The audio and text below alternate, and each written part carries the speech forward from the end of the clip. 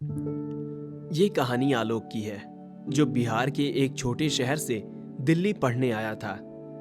वह दिल्ली यूनिवर्सिटी में अपनी ग्रेजुएशन की फीस भरने और अपने निजी खर्चों को पूरा करने के लिए एक मध्यम दर्जे के रेस्टोरेंट में पार्ट टाइम वेटर और डिलीवरी बॉय का काम कर रहा था।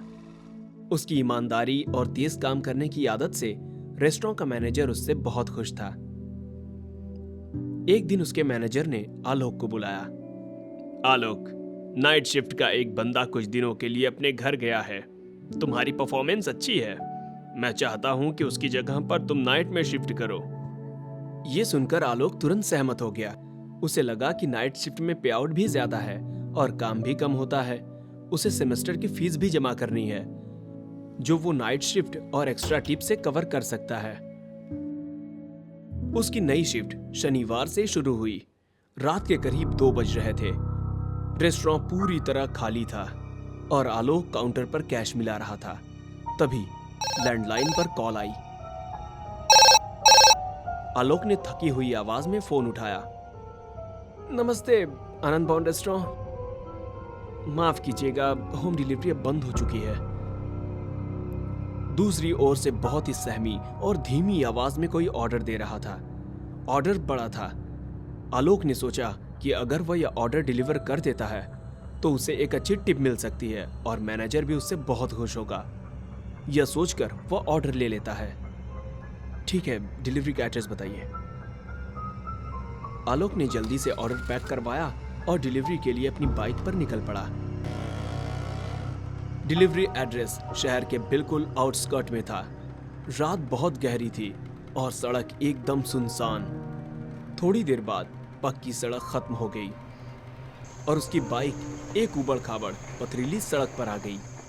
सड़क के दोनों ओर जंगल और वीरान था। अंधेरा इतना घना कि उसकी हेडलाइट की रोशनी भी फीकी लग रही थी। आगे जाकर वह एक पुराने घने बरगद के पेड़ के पास रुका। उसके सामने एक बहुत ही अजीब और जर्जर मकान था। उस मकान की छत टूटी हुई थी और उसकी दीवारें काई से ढकी हुई। ऐसा लग रहा था कि घर सालों से वीरान पड़ा हो।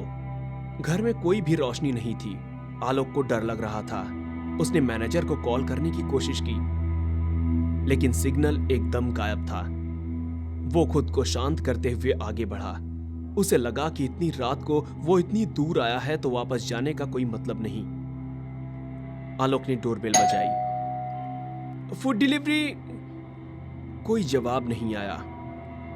उसने फिर डोरबेल बजाई। इस बार अंदर से एक बच्चा रोता हुआ सुनाई दिया। रोने की आवाज बहुत धीमी और दर्द भरी थी। आलोक को बहुत डर लग रहा था।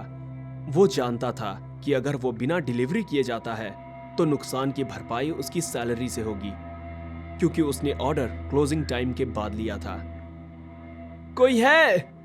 फिर से कोई जवाब नहीं आता। जैसे ही वो वापस जाने के लिए मुड़ता है कि दरवाजा अपने आप खुल जाता है। आलोक घबराया हुआ अंदर घुसा। घर के अंदर अंधेरा था। बस एक छोटा बल्ब टिमटिमा रहा था। एक धीमा सा रेडियो अचानक ऑन हो गया। रेडियो पर कुछ अजीब सी धीमी और टूटी हुई धुन बजने लगी। आलोक ने हिम्मत करके आवाज लगाई। कोई है क्या? डिलीवरी आई है। तभी कमरे से एक बच्चे के रोने की आवाज आती है। आलोक डरते हुए कमरे में जाता है तो एक कोने में एक लड़का दिखाई दिया। वो कोने में बैठा हुआ था, घुटनों में सिर छिपाए हुए। बेटा, क्या हुआ? तुम रो क्यों रहे हो? घर में कोई बड़ा है? लड़के ने सिर उठाया। उसकी आंखें लाल थी और वो बिना कुछ बोले बस आलोक को घूर रहा था। फूड डिलीवरी है। क्या मैं किसी बड़े से बात कर सकता हूँ? लड़का बिना कुछ बोले एक तरफ इशारा करता है। आलोक जैसे ही पीछे पलटा, उसके रोंगटे खड़े हो गए। उसके हाथ से खाने के डिब्बे नीचे गिर गए।